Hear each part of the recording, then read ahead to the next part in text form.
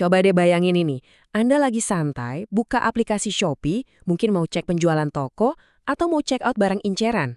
Tapi tiba-tiba, kok nggak bisa login? Ini bukan sekedar error biasa loh, ini adalah awal dari mimpi buruk banyak orang. Semua dana Anda, hasil kerja keras, bisa terkunci dalam sekejap. Nah, notifikasi inilah yang sering kali muncul. Cuma satu kalimat, tapi rasanya dingin dan final banget. Nggak ada peringatan, nggak ada penjelasan yang detail, tahu-tahu akun Anda lumpuh total. Dan seketika itu juga, semua aktivitas berhenti. Saldo ShopeePay yang mungkin Anda pakai buat kebutuhan sehari-hari, dan yang paling parah, saldo penjual yang isinya, ya hasil jeripayah Anda, semuanya kekunci rapat, nggak bisa diapa-apain. Ini dia pertanyaan krusial yang dihadapi banyak pengguna. Apa sih penyebabnya? Dan yang lebih penting lagi, gimana caranya kita bisa dapat akses lagi ke akun kita dan tentu aja uang kita. Yuk kita bedah bareng-bareng masalah ini. Oke, untuk bisa ngerti masalahnya, kita harus mulai dari sumbernya dulu. Aturan main resmi dari Shopee itu sendiri. Sebenarnya, tindakan apa aja sih yang mereka anggap pelanggaran sampai akun kita bisa langsung dibekukan gitu aja?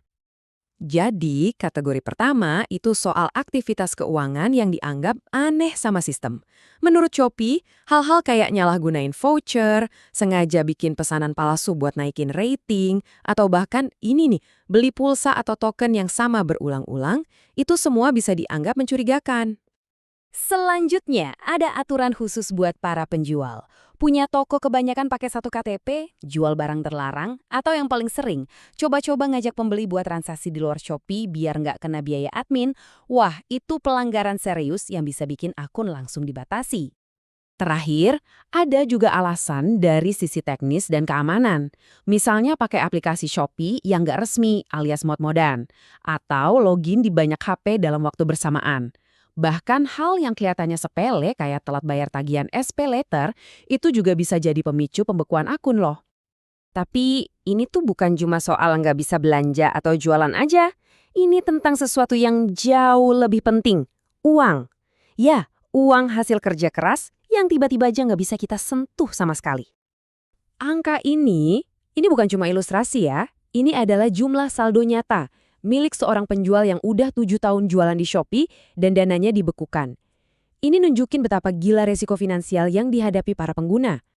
Kutipan ini bener-bener pas banget buat ngegambarin rasa frustrasi dan nggak berdaya yang dialami banyak pengguna. Jadi muncul anggapan kalau dana mereka tuh kayak sengaja ditahan, tapi tanpa dikasih bukti yang jelas. Ya wajar kan kalau jadi curiga dan putus asa?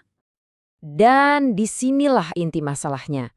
Kalau akun Anda udah divonis dinonaktifkan permanen, nggak ada panduan atau prosedur yang jelas soal nasib uang Anda gimana.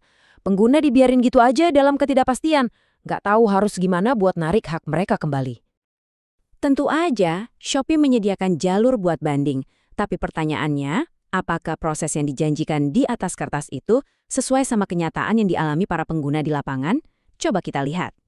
Kalau kita lihat, prosesnya kelihatan rapi dan gampang ya. Tinggal hubungi customer service, isi formulir, terus lampirin bukti-bukti yang diminta.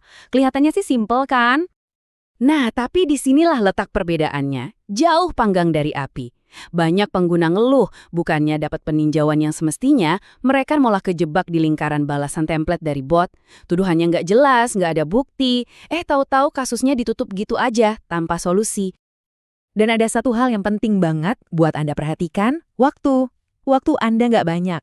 Anda cuma punya waktu 30 hari buat memperjuangkan akun Anda.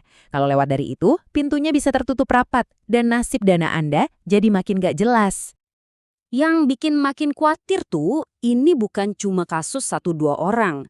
Dan ini bukan masalah baru. Kalau kita telusuri, ternyata ini adalah sebuah pola yang udah berulang selama bertahun-tahun. Garis waktu ini nunjukin dengan jelas kalau ini tuh masalah sistemik. Dari tahun 2021 sampai sekarang polanya sama terus. Pembatasan sepihak, alasannya abu-abu, dan dana yang ditahan. Ini kayak bukti kalau ada sesuatu yang kurang beres dalam sistem penanganan keluhan di Shopee. Ngelihat semua ini, pasti pertanyaannya jadi, terus kita bisa ngapain? Kalau Anda ngalamin masalah ini, atau cuma mau jaga-jaga, jangan langsung putus asa. Ada beberapa langkah strategis yang bisa dicoba. Nah, ini dia semacam toolkit buat Anda. Mulai dari yang paling dasar, dokumentasiin semuanya, setiap detail. Terus, jangan nyerah, hubungi terus CS lewat semua channel. Kalau masih buntu, bawa masalah ini ke ruang publik, misalnya lewat media sosial atau forum konsumen. Langkah terakhir, kalau semua gagal, eskalasi ke lembaga perlindungan konsumen resmi kayak YLKI atau BPSK. Pada akhirnya, ini ngebawa kita ke sebuah pertanyaan yang lebih besar. Di zaman sekarang, di mana hidup kita, bisnis kita, tabungan kita banyak bergantung sama platform-platform kayak gini, mekanisme perlindungan seperti apa sih yang seharusnya ada? Dan siapa yang tugasnya memastikan platform raksasa ini tetap bertanggung jawab sama jutaan penggunanya?